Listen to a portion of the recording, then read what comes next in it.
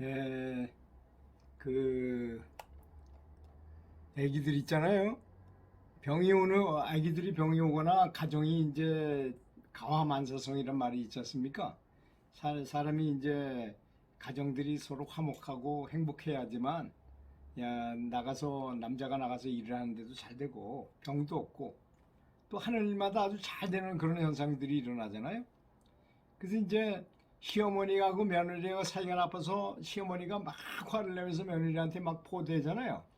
그러면 젖발던 그 손자가 그 자리에서 생똥을 쫙부직하고 쌉니다. 이게 실화예요. 그렇게 화내는 것의 독은 아주 굉장히 큰 거죠. 그 아이를 이제 수유하기 위해서 아무리 대자연의 정기를 담은 음식을 정성을 다해서 먹는다 해도 가족들끼리 불화하거나 다른 사람과 불화하면 그런 젖을 먹은 아이는 그 아이가 먹는 것은 영양이 아닌 엄마의 화독인 것입니다. 이렇게 무서운 거예요. 참 이게 가슴 아픈 일이더라고요. 제가 이제 육아서적을 써가지고 저는 이제 관심을 둔 게 3살 버릇 8까지 간다고 그랬으니까 태어나면서부터 초등학교 들어가기 전까지 엄마들이 어떻게 가르쳤길래 쟤는 공부도 잘하고 저렇게 똑똑한 그 품성이 좋은 학생이 만들어졌나 이런 걸 조사한 적이 있었어요. 그래서 책을 썼습니다. 근데 그때 보니까 이렇게 그 엄마하고 자식하고 사이가 좋아. 거의 다 원수지간이더라고요. 아주 한 70% 이상들은 원수지간인데 그 중에는 아주 자식한테 인간적으로 대접을 하고 존중을 해가지고 굉장히 사이가 좋은 그런 말하자면 궁합이 맞는 거죠. 자식하고 엄마하고. 이런 경우에는 아주 애들이 똑똑하고 잘 자라고 아주 공부도 잘하고 현명한 아이가 되더라는 것입니다. 그래서 시름시름 앓는 아이, 잘 알지 못하는 아이가 있다면 그 가족 관계를 잘 살펴보라는 것입니다. 느닷없이 아이에게 병변이 왔다면 틀림없이 부부싸움이나 고부간의 갈등이 한 원인이 있음이 분명하다는 것입니다.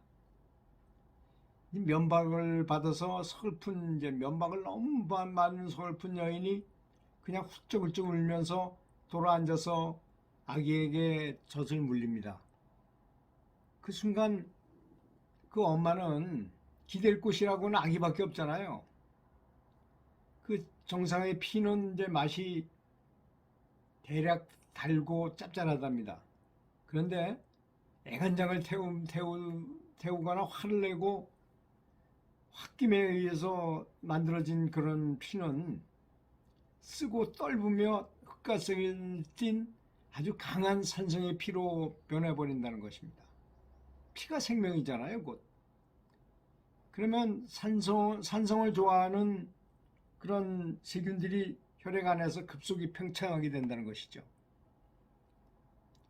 이게 무슨 산성이 있다는 것은 굉장히 곤란할 거 아니겠습니까? 그래서 달리기를 너무 많이 심하게 하면 산소에 빚을 져가지고 이 젖산이라는 산성이 분비돼가지고 온몸이 막 죽을 것 같이 막 힘들어지는 거와 마찬가지입니다. 그래서 인체 중에서 가장 방비가 허술한 부위를 찾아가서 암을 유발시키거나 이렇게 병을 일으키게 된다는 것이죠. 독일에서 인간이 내는 화에 대해서 이제 실험을 했는데 그 결과는 매우 섬뜩한 것이었습니다. 극도로 화났을 때 나오는 입에서 나오는 공기를 그러니까 홧김을 비닐에 받아서 농축시켜서 5cc의 노란 액체가 모여들었다는 것입니다. 그 액체의 0.5cc를 돼지에게 주사를 했더니 비명을 지르더니 그만 그 자리에서 즉사하다는 것입니다. 이거 얼마나 무서운 얘기입니까? 홧김을 호박이나 오이넝쿨 같은 생장점에 대고 불면 생장점은 하루도 못 가서 시들어버리더라는 것이고 그 홧김은 공기를 금방 독성화시킨다는 것입니다. 그래서 우리 속담에 장맛이 나쁘면 집안이 기운다라는 말이 있는데 메주를 담가서 새끼에 엮어서 벽이나 천장에 걸어두는데 그러면 집안의 온갖 미생물이 이제 메주에 달라붙어서 그것을 발효시키게 되는 것이죠. 그런데 집안에 가족 간에 다툼이 잦다면 그 다툼이 홧김에 의해서 메주균이 죽게 된다는 것입니다. 그래서 메주가 시커멓게 되고 결국 장맛이 아주 고약해진다는 것이죠. 이렇듯 무서운 것이 홧김인데 잔뜩 화를 품고서 악이나 사람을 대하면 어떻게 되겠습니까? 참 어리석은 거죠. 이제 이것도 전수가 되더라고요. 제 아내가 이제 평상시에 굉장히 순하고 아주 부드러운 말만 썼는데 어떤 집 같이 새들어 사는 옆집에 어떤 여자가 계속 화를 내고 애를 남편도 막 뭐 자식도 아주 굉장히 화를 내는 걸 보더니 아 우리 집사람도 그때부터 그걸 닮아가지고 자기도 모르게 전수되는 거죠. 홧김이 전달돼가지고 그래서 자기도 역시 화내고 이런 거 사람으로 변해버려가지고 지금도 그 버릇을 고치지 못하더라고요. 화를 내면서 다른 사람을 좀 후닥거리면 그냥 자기는 아주 시원한 것 같은 느낌이 드는 점이 있는 것 같아요. 화를 내는 사람의 얼굴을 보면 파래지거나 하얗게 변하며 비정상적인 사고를 할 수밖에 없게 돼요. 왜? 뇌가 이렇게 마비가 되기 때문이죠.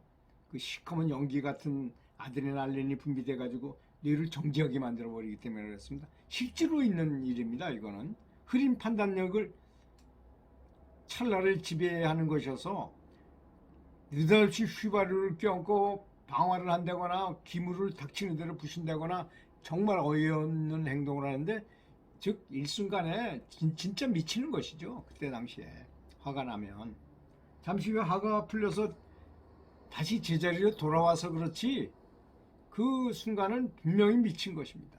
짧은 순간 그는 정신병자가 됐던 것입니다.